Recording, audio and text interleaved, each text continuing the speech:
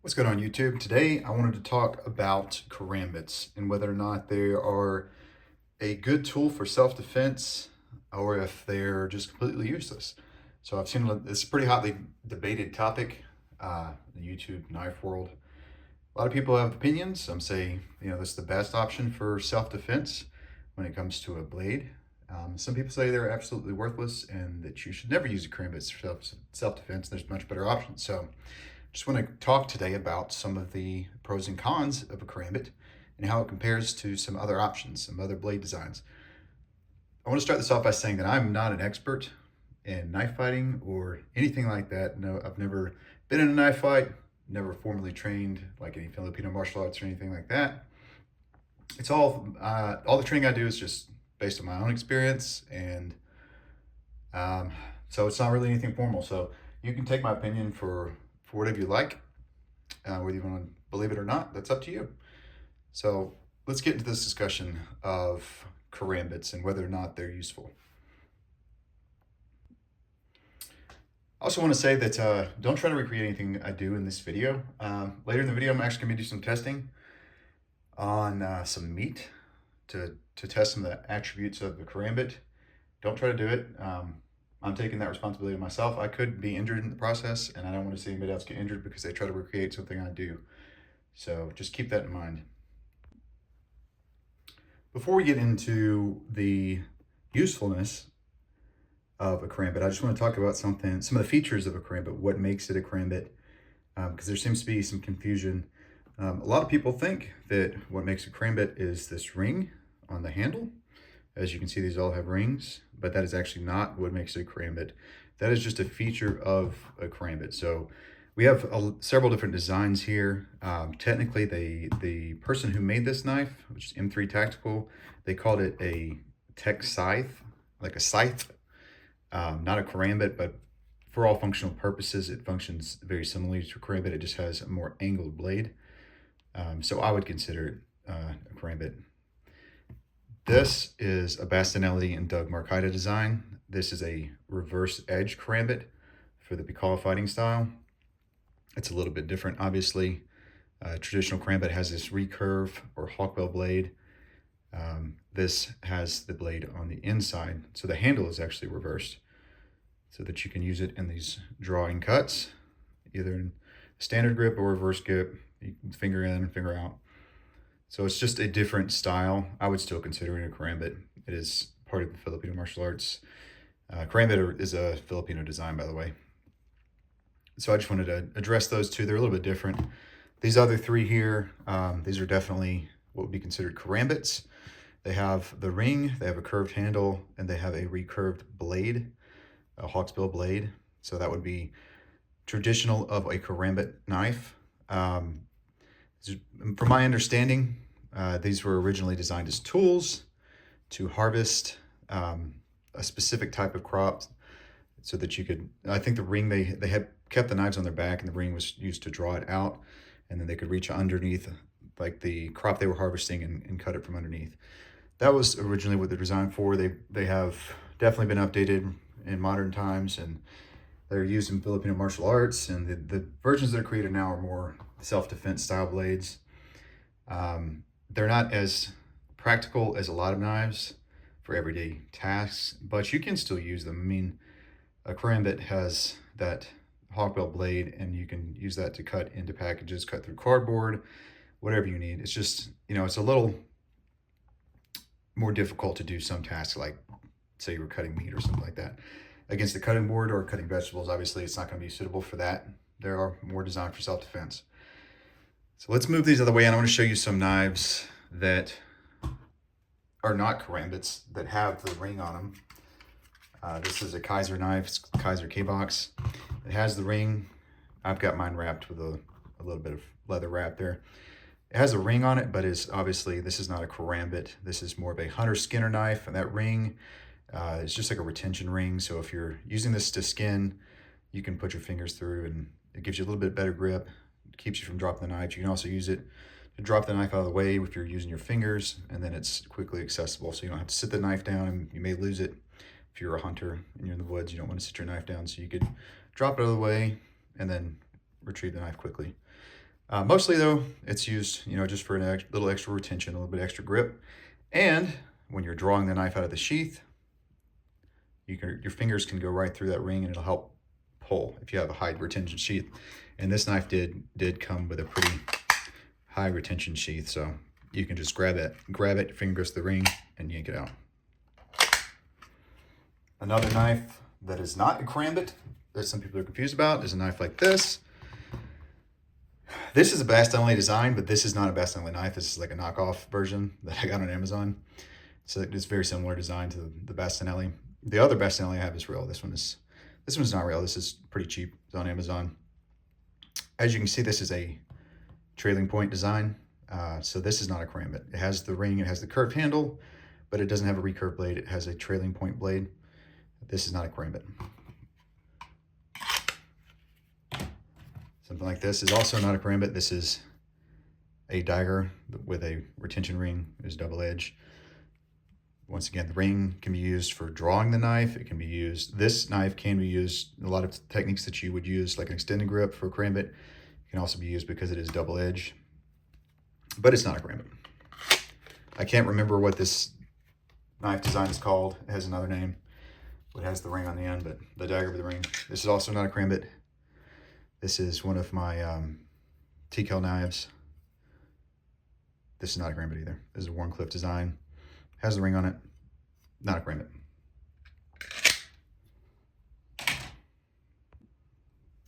We're actually talking about karambits. There's a couple different designs. Like you can have different angles for the blade to handle. Some curve more, some curve less. This one curves a little bit more than this one. This one's also double edged. So it has a serrated portion right here. And then this is actually sharpened all the way out to the tip. And it is sharp on this side as well. These are not really, I guess they're kind of serrations, but they're not really functional serrations in the bottom. I think that was more of a design. Or it could be used for, I guess, catching another blade. I wouldn't try it, but.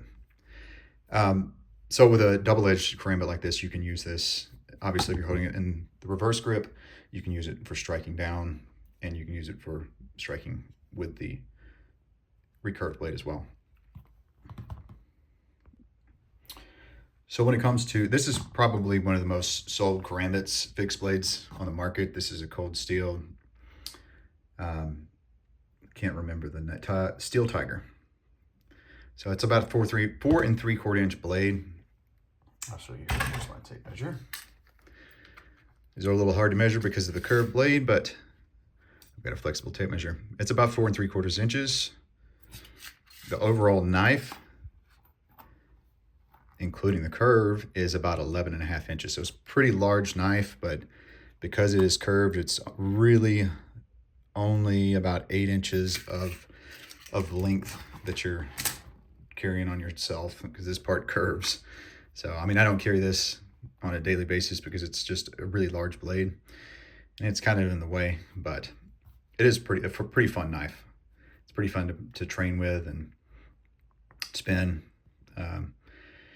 But it's not something I would see myself carrying on a daily basis. I mean, you could, if you were, had a lot of big clothes on, you could carry it maybe like cross draw or something like that. But when it comes to the design of karambits, they have this recurved blade. So the advantage of a recurved blade like this is that as you're drawing into material, it actually pulls it into the blade and it creates like pretty deep cut. So it also is really good at cutting things that are round, like an arm. So it wraps around the arm. It's going to dig really deeply. There's less chance of it slipping out of the cut. If you were talking about from a practical standpoint, like cutting through cardboard, it's going to do really well. It's going to stay in that cut all the way to the end. Things that are really hard to cut, it's going to do pretty well at. But from a self-defense standpoint, they're used for cutting deep into other people. That's the idea, is that as you're going to draw this across either the torso or around an arm, that it's going to make deep and disabling cuts. One of the complaints that I've heard pretty often on the internet about karambits is that they're not good for penetrating, which is the most effective fight stopper. That's what's going to stop the fight most quickly, is deep penetrating blows. So I personally don't believe that's true. And we're going to do some testing later. I'm going to show you that you can definitely penetrate very deeply with a curved blade. The other thing that I've heard is that you're losing a lot of reach. The whole idea is if you do find yourself in a knife fight, which is very unlikely, but if you ever did, that you want as much reach as possible so that you can reach your opponent and they can't reach you. I've heard one argument that, like, you should always carry the longest blade that you can. And while that's true, if you know you're going to get in a fight, that's not practical. Like, you're not going to carry an 11-inch Bowie on your waist every day, unless, you live in the woods or something. It's just not something that's very practical for people who, live in suburban areas or urban areas. You're going to want to carry something that's going to be comfortable and that's not going to be, it's not going to draw a lot of attention. In fact, like I said, I think this one's a little too large for me to carry every day. Sometimes I like to carry large blades just for fun, but I don't do it all the time. So when it comes to reach, I want to take a look at how much reach are you losing because of the curve. So I said this is a 4 3/4 inch blade. Let me find another blade that is about 4 3/4 and about the same size, and that has a straight blade, and we'll see how much reach you're actually losing. Okay, so this is an SE4.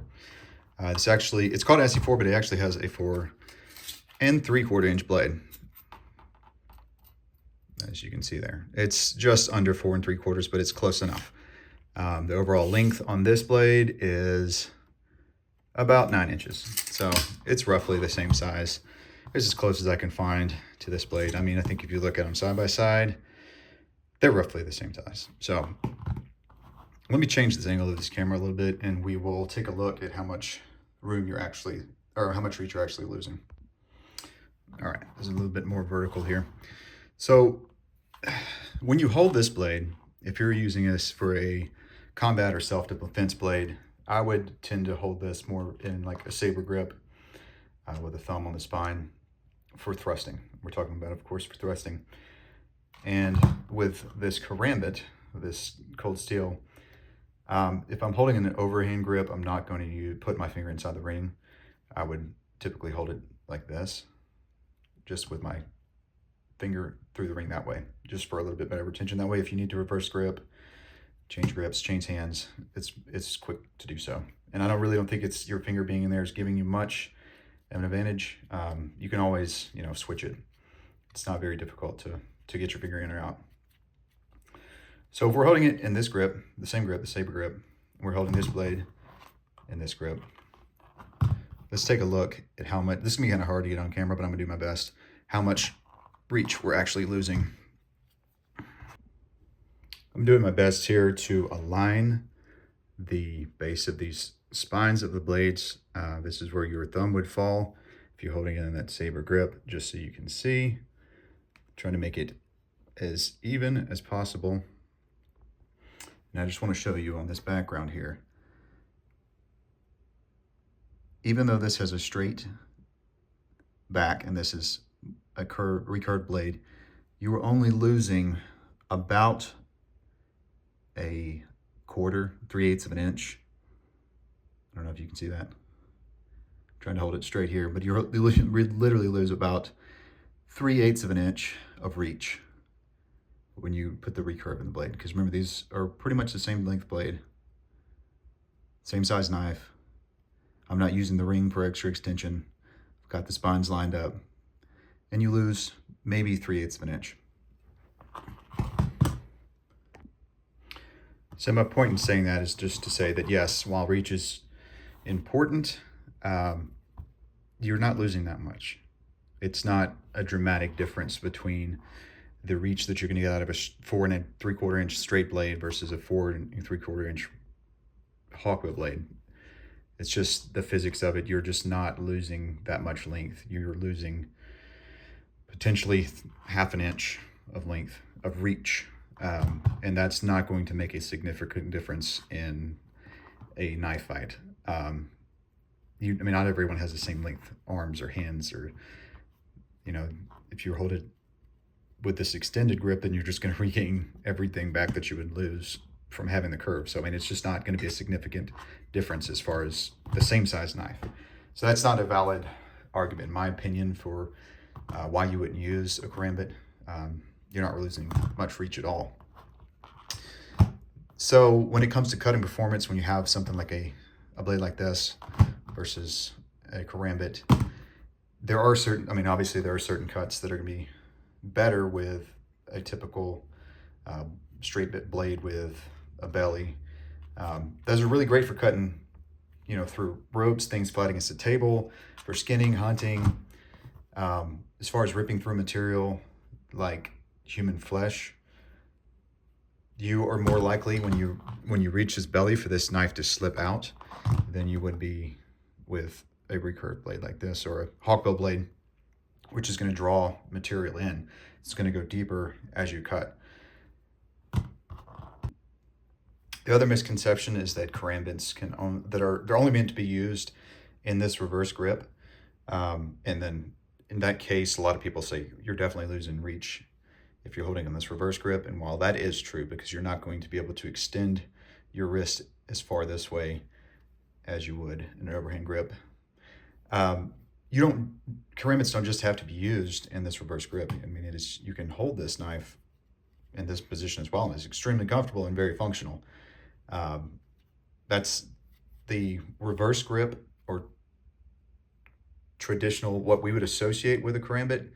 It would be for close in fighting, where your opponent's already within arm's reach. And in that case, you know, you can use very powerful strikes that are like a punch, like a hook, to use that point, that leading point, to dig into your opponent, or your attacker. We'll see your attacker.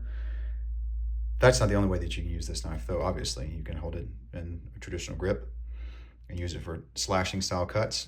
Now, if you're slashing big, large slashes, a blade like this is going to be more effective because it's less likely to snag.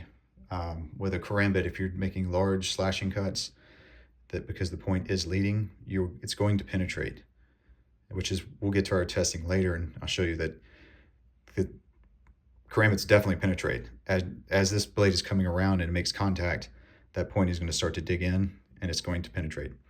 So if you have a large slash, it may get caught in your opponent. So it's not going to be as fast and slicey as a blade with a straighter edge.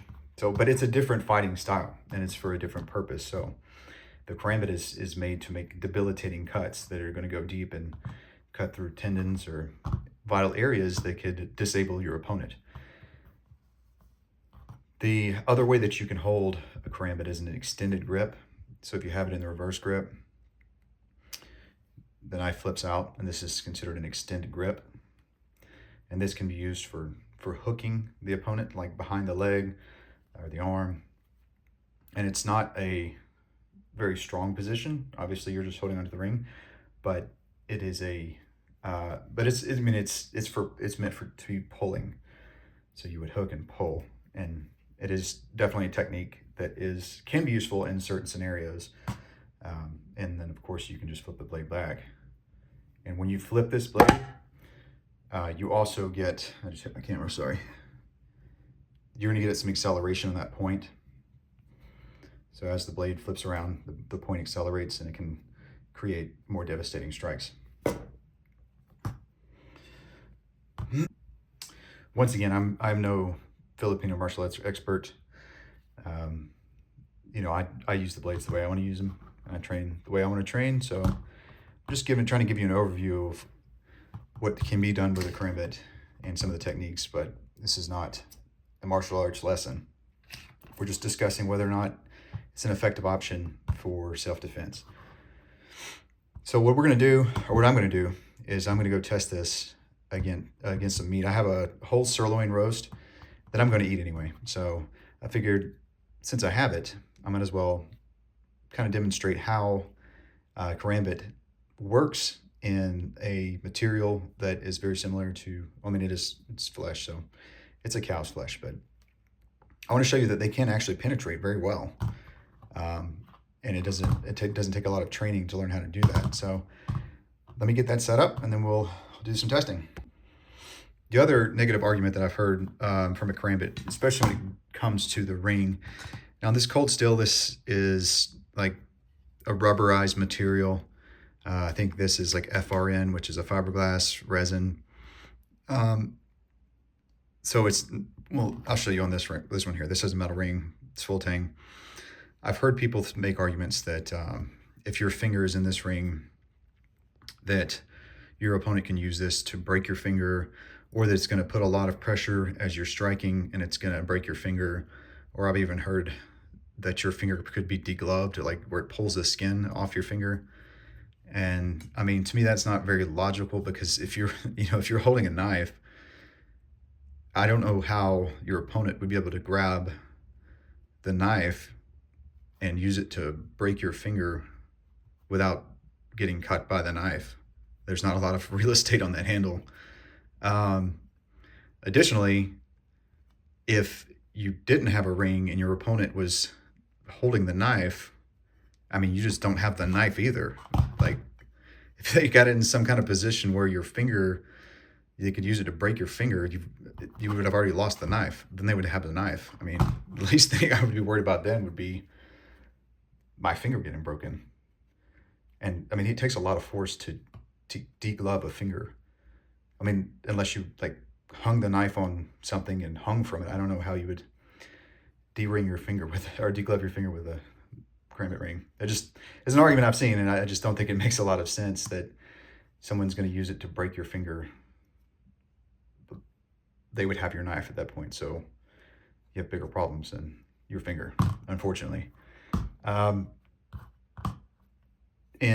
even in this grip right here, like, and I'll show you too, when we were doing the testing, that the impact on your pinky, if you're holding this knife and you're swinging, is not that significant.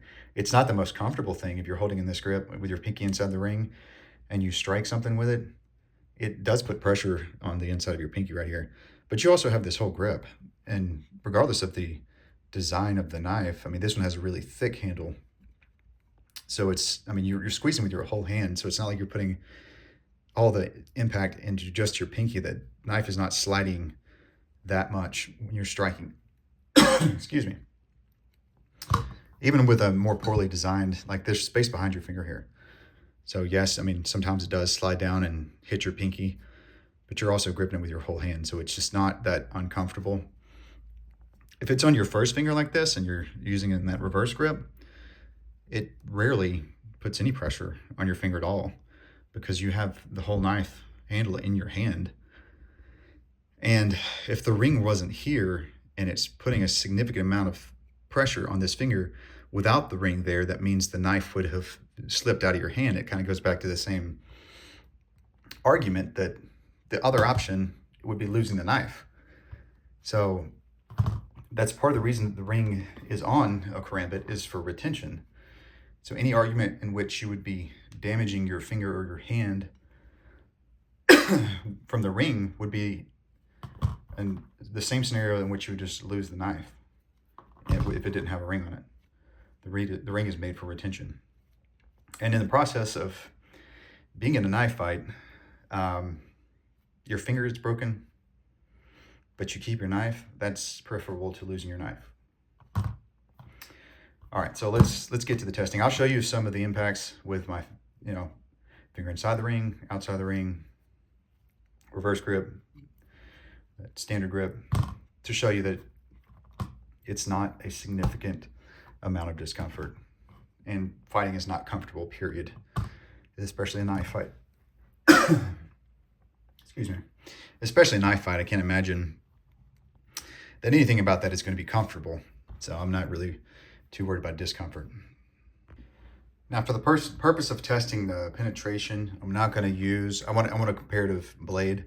I'm not going to use the SC4, because even though this does make for a pretty decent like combat style knife, it's got a pretty large belly on it. It's more of a multi-purpose knife, outdoor use, or even bushcrafting. So it's not really designed, purpose built as like a combat self-defense knife. So I'm not going to use that one. I'm going to actually use this Demco Armature 4. And this is a bayonet style blade. It has a sharpened reverse edge on it, or this back spine. Part of the spine right here is sharpened in a bayonet style. And then obviously this side is sharpened as well. This is definitely made as a combat style knife. It has a neutral handle and it's got this guard on it. And it has this bayonet style blade, which is designed for penetrating. So this should perform pretty well. Now this does just have a, let me verify that. Yeah, this is exactly a 4-inch blade. And this is 4 3/4. But I think it's close enough to where you can see that I'm not trying to demonstrate that a Karambit is the best penetrating knife. I just want to show that it is adequate. It does penetrate very well. So we're going to compare it to this straight blade. So this is going to be our test medium. I had to cut this. I'm going to have to cut this up anyway. This is a sirloin tip roast. I'm going to slice it. So I figured before I did that, I might as well use it. You can see it's a really big boy. It's let's see how big this is. It's 5.5 pounds. So it's a pretty thick boy. We're gonna leave it in. I'm gonna leave it in this packaging. It has this like rope netting over it. But we're gonna use this. And I think I'm gonna put it in something else to keep beef juice from getting all over my floor. So what I decided I'm gonna do is I'm gonna put this inside of a cardboard box and then seal the box. The roast is gonna be down here at the bottom. Put the flat side down. I'm gonna try not to destroy it too much because I do have to cut this up and eat it. But it will be inside this cardboard box just to keep it from leaking all over my garage door floor. Okay, so like I said earlier, keep in mind, I am not a Filipino martial artist. I have not studied Filipino martial arts. I train with knives, but it's just pretty much based on my own experience and how I like to use knives. So just keep that in mind. This is all for fun. This is for entertainment. Don't take it too seriously. And just don't try to do anything like this because I'm not responsible if you get injured. What we have here is that roast. It's down in the bottom of this box. About the bottom half of the box is full of that 5-pound roast. It took up most of the space, and then I just saran wrapped it to this homemade dummy that I have. It's like a Wave Master that I filled with 300 pounds of sand. It's got a PVC pipe at the middle.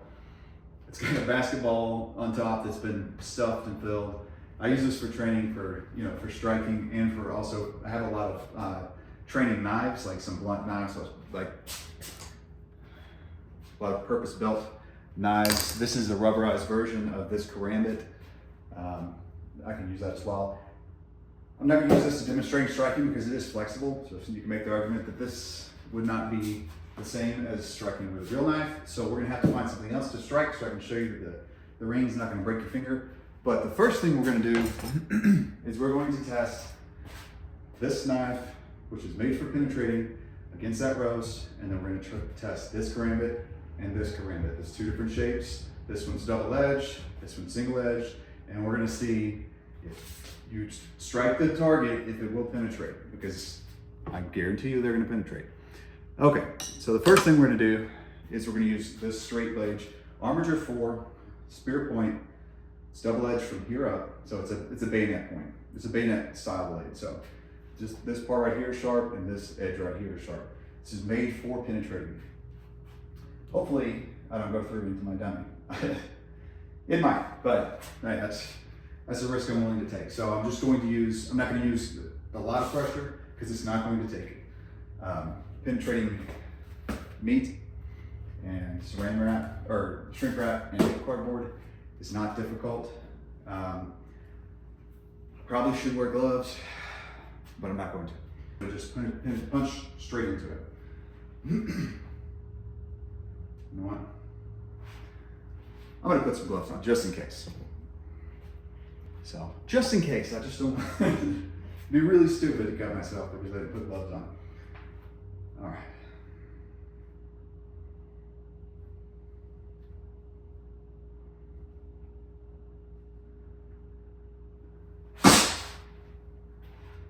So that pretty much buried up to the guard there. As you can see, I didn't like have to put too much power into it. It went straight through, no problem. All right, so we're gonna test the cold steel Tiger Karambit. Now with this knife, I'm going to assume that you would be holding it in an overhand grip.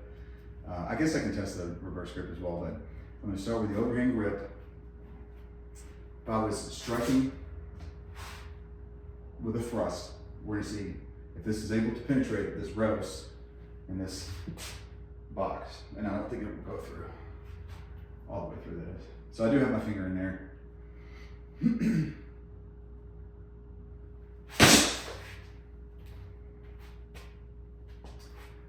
That may have gone all the way through in my dummy, but it's fine. It's no big deal.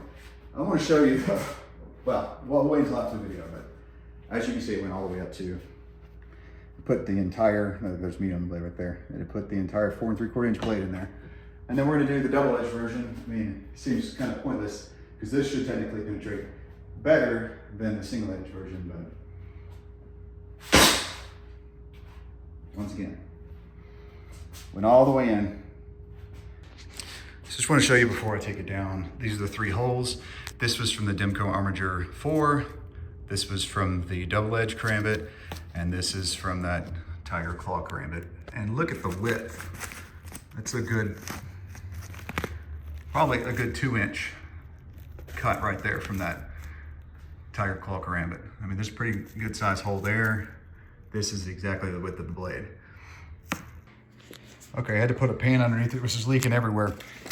So back in the kitchen, we'll open this up, but I did want to show you this cut right here is from the Steel Tiger, the cold steel Tiger.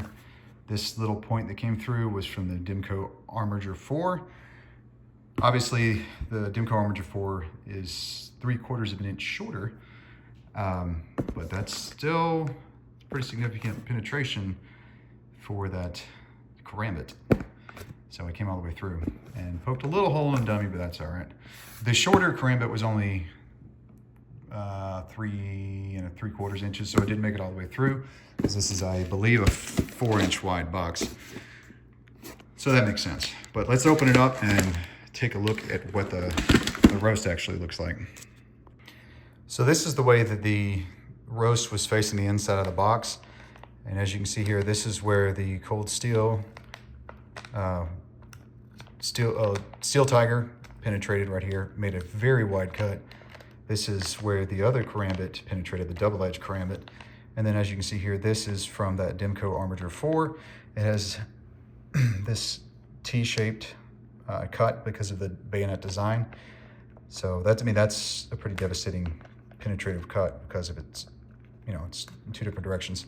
That triangular style cut's very hard to stitch up. It tends to bleed a lot. But still, just look at the absolute massive hole that the Steel Tiger left. Okay, we got it out. So once again, this is the hole from that Demco Armiger 4, which penetrated very well. This is from that double-edged Karambit. As you can see, that's a big-ass hole. And then this is from the cold steel Tiger Claw, and it is just absolutely ridiculous how well it penetrated. In fact, it went all the way through. This is the exit hole right here. You can actually see straight through it.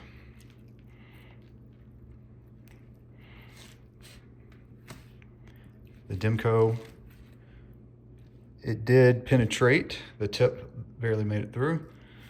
And the other double-edged Karambit,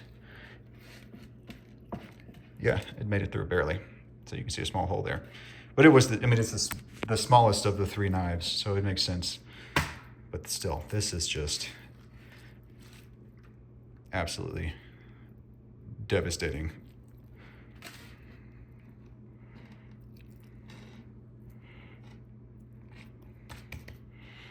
Keep your mind out of the gutter. So since I'm gonna cut this roast up anyway, I just wanna show you real quick, like if I just take a quick little slash with this Karambit, I wanna see what it will do to this steak. So I'm not gonna like, you know, full on swing at it, but I just wanna take a little quick slash with this and with the Dimco armature just to see kind of what the different cuts look like. So let's,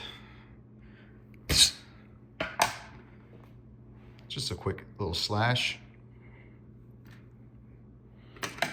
That was just like, you know, just a flick of the wrist, and it really only hit with about that much of the blade. And as you can see, it just lays it wide open. And if you use a blade like this, we'll do the same thing. We're just gonna hit it real quick.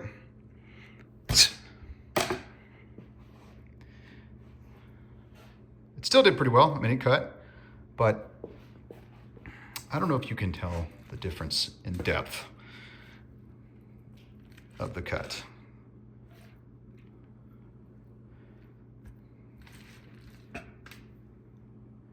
I mean, it's just absolutely crazy, the devastation that a Karambit can do.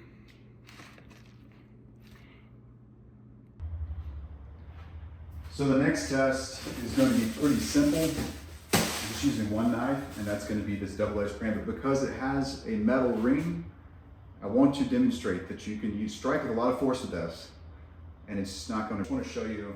I mean, this is not an extensive test. I just want to show you that I can strike this piece of wood with this knife. I'm going to put my finger in the ring. I'm going to strike it overhand. I'm going to use it in reverse grip. I'm going to strike it in reverse grip. Just to show you, it's not going to break my finger. It's not going to. It's maybe slightly uncomfortable. Maybe not, because this one has really great grip on it. But we'll see. Not uncomfortable at all. It doesn't. It did not provide any. I mean, as you can see, that's like I'm hitting pretty hard. There's some pretty deep cuts in this wood. It's not uncomfortable at all. If I press into it, there's no discomfort. It's just, I don't even feel the ring because it's so secure in my hand, because I'm squeezing with my hand. So in the reverse grip, we can try the same thing, but it's not going to be any different result.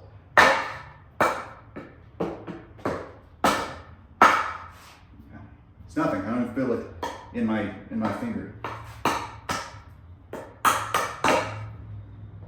kind of hard to hold this and strike it at the same time, but just pressing against it, you don't feel it on your finger in the ring. I can press, and the pressure is going to be right here in my palm, because that's where I'm squeezing it. So even if it slipped, I mean, once again, you'd be dropping your knife. So having a ring to retain it is much better. Is a much better option. Swing it this way. It does not hurt. As you can see, it's not damaging my finger or anything.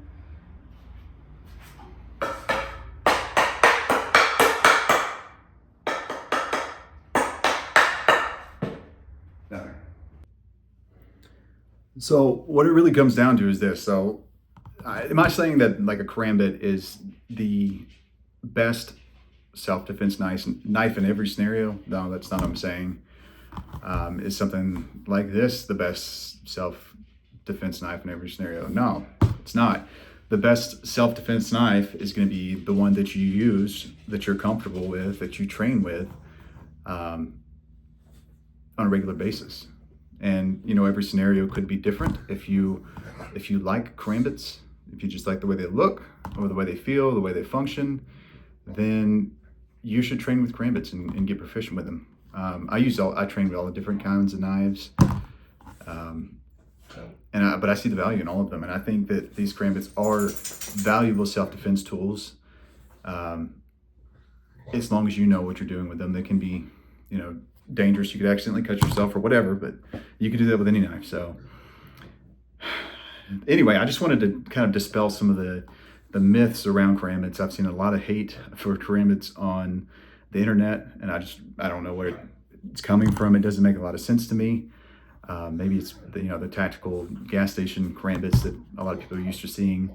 But hey, if you like them, give them a try. I mean, I think they're worth it. I think that they're valuable self-defense tools. So anyway, I hope you all have a good day. Thank you for watching the video. I'll see you next time.